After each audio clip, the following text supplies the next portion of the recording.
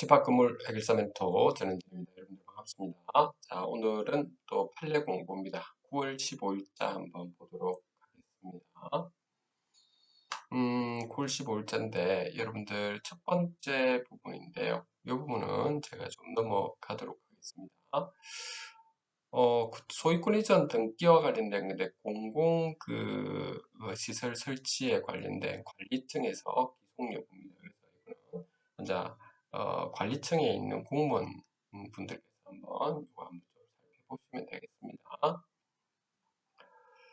두 번째입니다. 집합건물 관련되어 가지고 나오네요. 소유권 이전 등기인데요. 이건 한번 차근차근 한번 보도록 하겠습니다. 집합건물의 소유 및 관리에 관한 법률 제48조 제4항에서 정한 매도 청구권은 재건축할 때 이런 일이 벌어지는 거죠.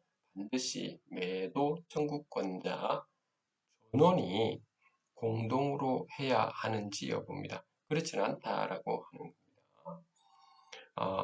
그리고 그에 따른 소유권 이전 등기 절차의 이행 등을 구하는 소가 고유 필수적인 공동소송인지 여부 그렇지는 않다라고 하는 거죠. 개별적으로 할 수 있다라고 하는 겁니다.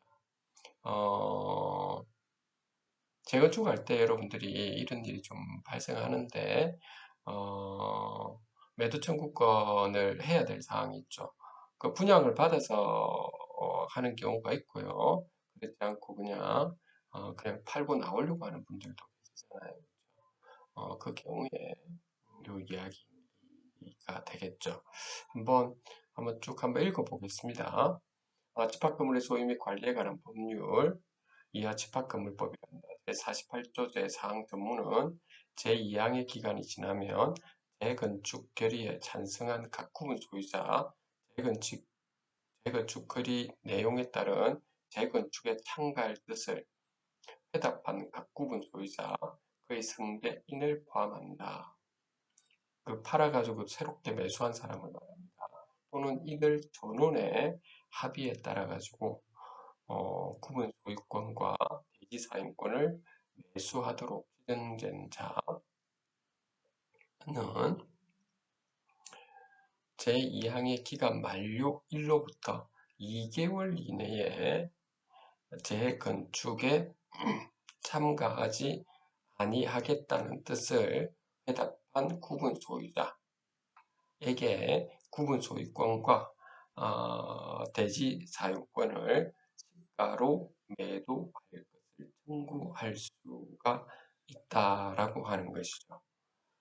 그러니까 기간 만료일로부터 2개월 이내에 참가하지 않은 경우에 그렇다고 하는 겁니다. 그러니까 요거에 대해서 한번 대법원에서 한번 올라온 것 같은데요. 이 규정의 취지는 재건축에 참가하지 않은 구분 소유자를 구분 소유 관계로부터 배제함으로써 구분 소유자 전원이 재건축에 참가하는 상태를 형성할 수 있도록 하기 위하여 재건축에 참가하는 구분 소유자는 재건축에 참가하지 않는 구분 소유자의 구분 소유권과 대지 사용권에 대한 매도 청구를 할 수가 있고 구분 소유자의 자금 부담이 곤란한 경우 등을 고려해서 자금력을 가진 구분 소유자 이외의 제3자도 재건축 참가자 전원의 합의에 따라서 매수 지정을 받을 경우에는 매도 청구권을 행사할 수 있도록 한 데 있다. 이러한 집합건물법 제48조 제4항의 문헌과 매도 청구권의 취지 등에 비추어 보면 집합건물법 제48조 제4항에서 정한 매도 청구권은 위 규정에서 정하고 있는 매도 청구권자 각자에게 기속된다는 겁니다. 매도 청구권자들은 이를 단독으로 행사하거나 여러 명 또는 전원이 함께 할 수 있다. 곧도 보아야 한다. 또는 따라서 반드시 매도 청구권자 모두가 건축에 참가하지 않는 구분 소유자의 구분 소유권에 관하여 공동으로 매도 청구권을 행사하여야 하는 것은 아니고 그에 따른 소유권 이전 등기 절차의 이행 등을 고하는 소로 매도 청구권자 전원이 소를 제기하여야 하는 고유 필수적 공동소송도 아니다라고 하는 것이죠.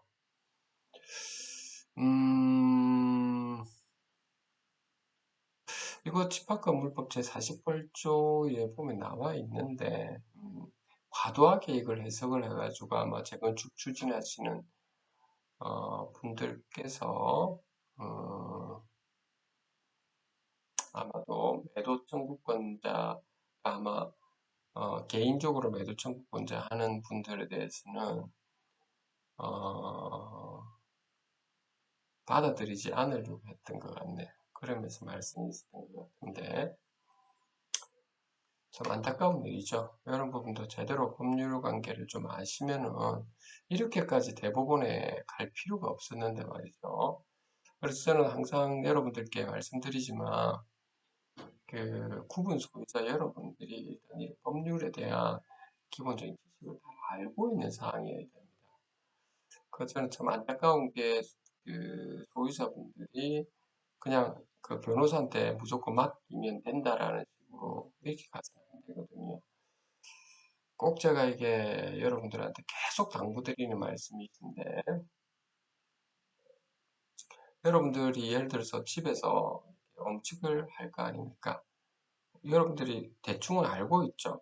전문 요리사는 아니더라도 집에서 일반적으로 뭐 아침, 점심, 저녁을 해 먹을 때 밥하고 찌개하고 뭐 이런 부분 알 거잖아요. 그렇죠? 어, 그러니까 그 정도는 알고 있어야 된다는 겁니다.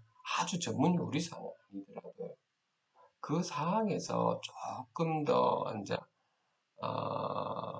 전문 요리사로서 나아가고자 할 때는 좀 필요한 부분을 또 습득해야 되고 아니면 누구한테 의뢰를 해서 또 수강도 해야 되고 이런 경우처럼 여러분들이 알고 있는 상황에서 변호사분들한테 나중에 이건 소송이 되는 건지 아닌지를 판단하고 여러분 다 알고 있으면 굳이 이렇게 대법원까지 갈 필요가 있었을까 하는 참 안타까운 부분이 있습니다. 이것 때문에 1심, 2심 가서 대법원까지 갔다는 거죠. 참.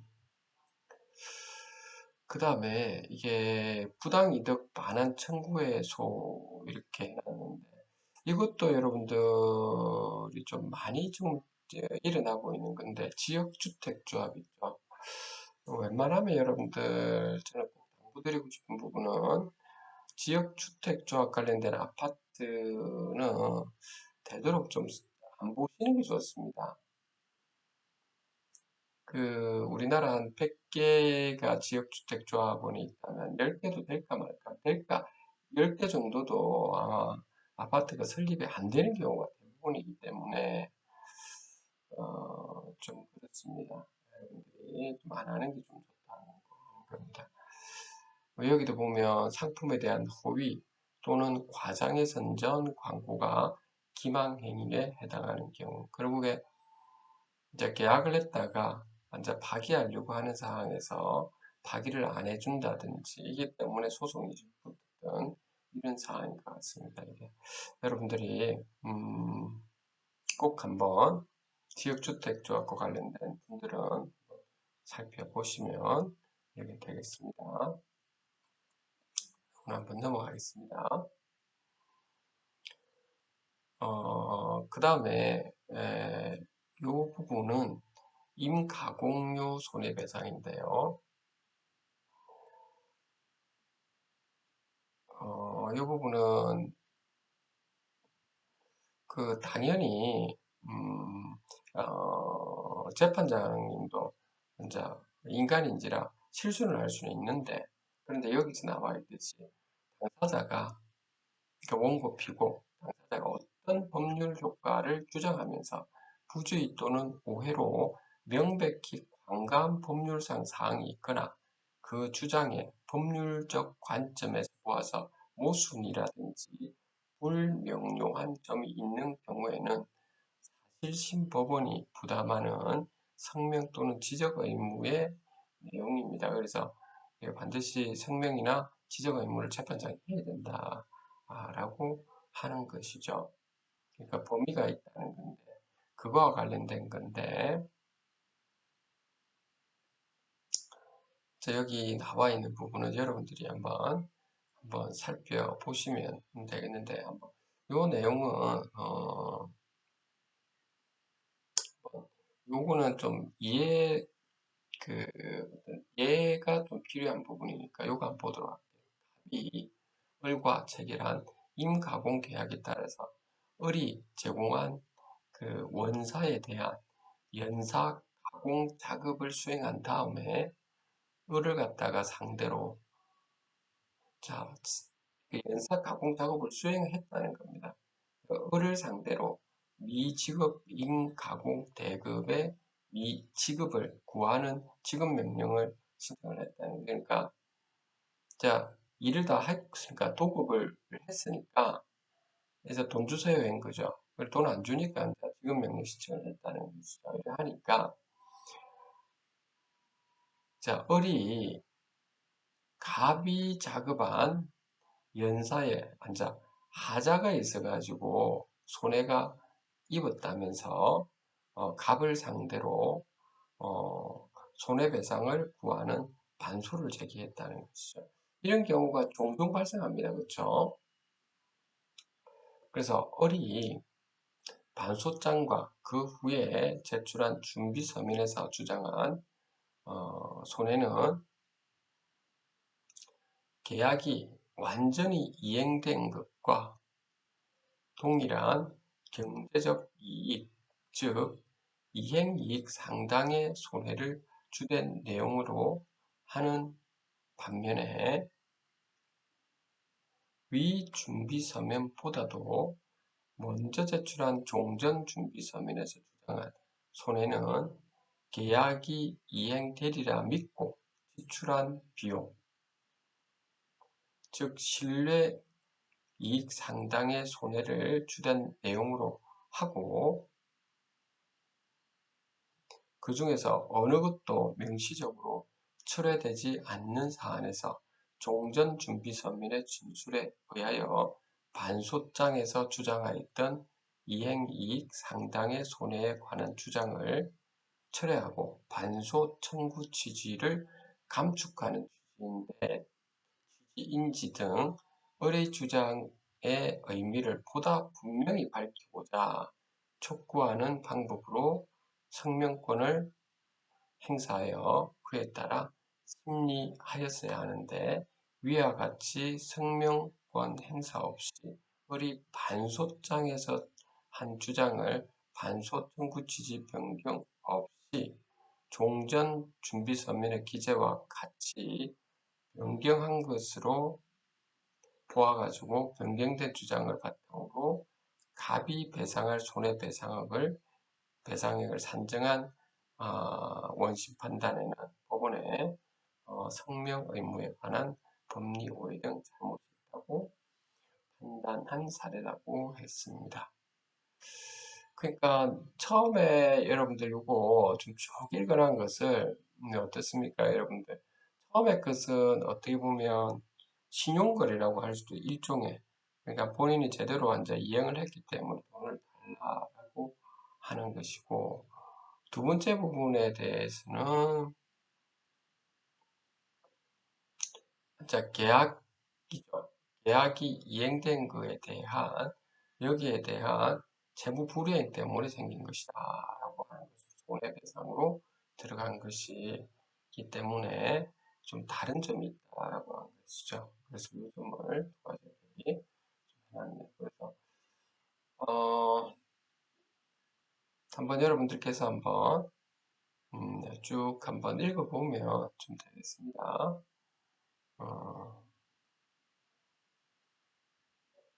전체적으로 그래서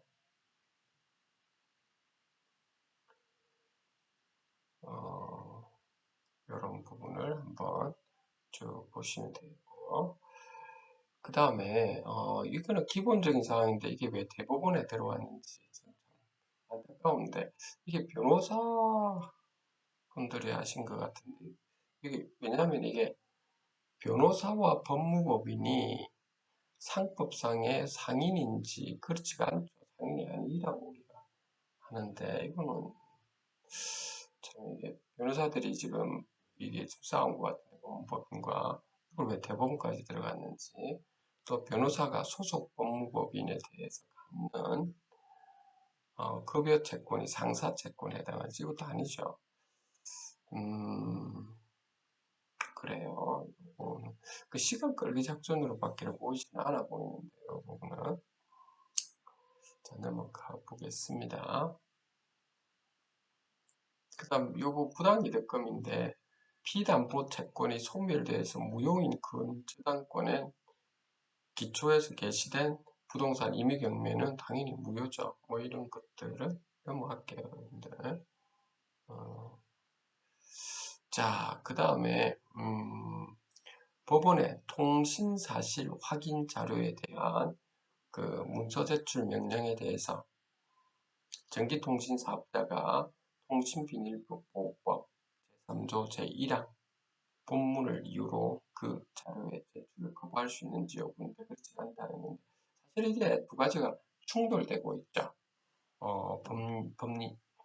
법리 그 조문에 서로 충돌되고 있는데 충돌 부분에서 일단은 법원의 문서 제출 명령에 손을 들어줬다라고 하는 겁니다. 제가 이게 다수 의견만 좀 보도록 하고요. 그 별개의 의견은 이거 넘어가도록 하겠습니다. 한번 그 왜 그런지 하는 것도 중요하니까요. 법원은 민사소송법 제344조 이하의 규정을 근거로 해서 통신사실 확인 자료에 대한 무죄제출 명령을 할 수 있고 전기통신사업자는 특별한 사정이 없는 한 이에 응할 의무가 있으며 전기통신사업자가 통신비밀보호법 제3조 제1항 본문을 들어서 문서제출 명령의 대상이 된 통신사실 확인 자료의 제출을 거부하는 경우에는 정당한 사유가 있다고 볼 수가 없다. 그 이유는 다음과 같다. 통신비밀보호법과 민사소송법은 그 입법 목적이라든지 규정사항 및 적용 대상 등을 고려할 때 각각의 영역에서 독자적인 입법 취지를 가지고 가지는 법률이므로 각 규정의 취지에 비추어 그 적용 범위를 정할 수가 있죠. 근데 자꾸 충돌하죠. 보면 그런 통신비밀보호법에서 민사소송법이 정한 문서 제출 명령에 의하여 통신사실 확인 자료를 제공할 수 있는지에 관한 명시적인 규정을 두고 있지 않더라도 통신비밀보호법에서는 문서 제출 명령에 의해서 확인 자료에 대해서 제대로 규정이 되어 있지 않다 합니다. 민사소송법상 증거에 관한 규정이 원천적으로 적용되지 않는다고 볼 수 없다. 그러니까 다시 말해서 아니 이게 통신비밀보호법에 법원에서 지금 무죄제출 명령을 해가지고 통신사실 확인 자료를 제출하지 말라는 그러한 통신비밀보호법 조항이 있느냐 이제 이거죠.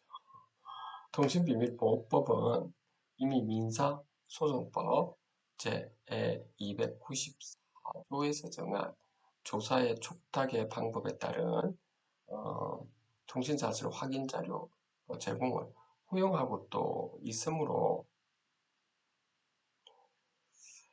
통신사실 확인 자료가 문서 제출 명령의 대상이 된다고 해석하는 것이 통신비밀보호법의 그 입법 목적에 반한다거나 법무원의 가능한 범위를 넘는 확장 해석이라고 볼 수도 없다. 이것이 좀 정확하게 이게 근거라고 하기는 좀 그렇죠. 그러니까 일방적으로 그냥 아, 민사소송법에서 무죄제출 명령이 우위다라는 식으로 좀 이야기하고 있습니다. 왜 근거가 좀 빈약한 부분이 있네요. 통신비밀보호법의 입법 취지는 법원이 신중하고 엄격한 심리를 거쳐서 문서 제출 명령 제도를 운영함으로써 충분히 구현될 수가 있다. 그러니까 재판장이 이제 알아서 문서 제출을 하면 그게 이제 뭐 충분히 잘 이거 신중하게 살펴볼 것이다 법원에서 뭐 이런 내용인 것 같은데 이것도 좀 그렇네. 통신비밀법은 개인의 사생활 및 대화의 비밀과 자유를 보호하기 위해서 통신사실 확인 자료에 대한 제공을 원칙적으로 금하고 있으므로 법원은 통신사실 확인 자료에 대해서 문서제출 명령을 심리, 발령할 때는 이러한 통신비밀보호법의 입법 취지를 고려해가지고 통신과 대화의 비밀 및 자유와 적정하고 신속한 재판의 필요성에 관하여 엄격한 비교 형량을 거쳐 그 필요성과 관련성을 판단해야 된다. 그러니까 이렇게 엄격하게 앉아 보고 이제 법원에서 어, 허용을 해서 문서 제출 명령을 했다 이렇게밖에 보이지가 않네요. 그러므로 법원은 문서 제출 명령 신청의 대상이 된 통신사실 확인 자료의 내용 및 기관이 신청인이 제시한 증명사항과 밀접한 관련성이 있는지 나아가 그 문서에 대한 서정조사를 통해서 증명사실이 사실로 인정되면 그러한 사실에 기초하여 신청인이 구체적으로 특정한 주장, 사실을 주장할 수 있는지를 심리함으로써 문서 제출, 명령, 신청의 제공 여부 및 범위를 신중히 결정하여야 한다. 요 정도만 좀 이야기를 하겠습니다. 밑에 거는 여러분들 좀 보는데, 저도 볼 때는 이게 근거라고 하기에는 좀 빈약한 것 같습니다. 충돌사항이다 보니까. 자, 넘어갈게요.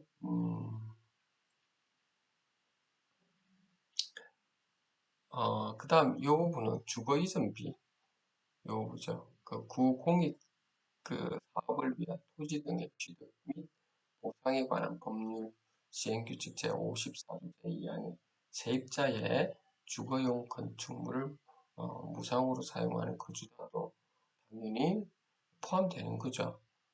그 주거 이전비 지급 요건에 포함되는 거죠. 그 당연한 사실 아닐까요, 여러분?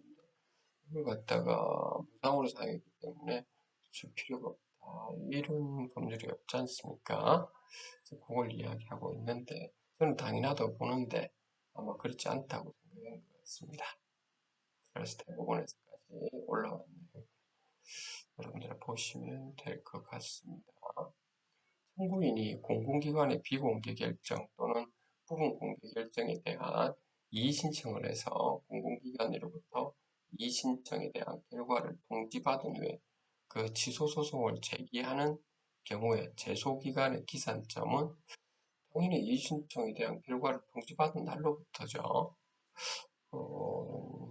당연한 것 같은데 특별한 경우 아니면 이게 기본적인 것 같은데 특정 경제범 중 범죄 가중처벌 등에 관한 법률인데 의료원 개인명으로 개설한 그 의료기관이 구의료법 제33조 제2항에 승한 의료기관 개설 자격에 위반에 해당하는지 판단하는 거죠. 요거는 여러분들 그 사무장 그 병원들이 있죠. 이 내용에 대해서 지금 또 이야기가 나와 있네요. 요거는 의료인들 여러분들이 한번 살펴보면 되겠습니다. 넘어가겠습니다. 이 부분은 저번에도 한번 나왔던 부분인데, 또 한자 나오네요. 반의사 불벌죄에서 성년 후견인이 명문의 규정 없이 의사 무능력자인 피해자를 대리해가지고 피고인 또는 피해자에 대하여 처벌을 희망하지 않는다는 의사를 결정하거나 처벌을 희망하는 의사 불씨를 철회하는 행위를 할 수 있는지 그렇지가 않다는 겁니다. 반드시 피해자가 할 수 있는 것이지 성년 후견인이 마음대로 할 수는 있는 건 아니다라고 하는 것이고 이는 성년 후견인의 법정 대리권 범위에 통상적인 소송행위가 포함되어 있거나 성년 후견 개시 심판에 정하는 바에 따라서 송년 부연이 소송 행위를 할 때 가정법원의 허가를 얻더라도 마찬가지라는 겁니다. 이런 부분은. 그래서 대리권을 가지고 있대서 그 대리권을 권한을 남용해서는 안 된다라고 하는 것이죠. 그거에 대한 내용입니다.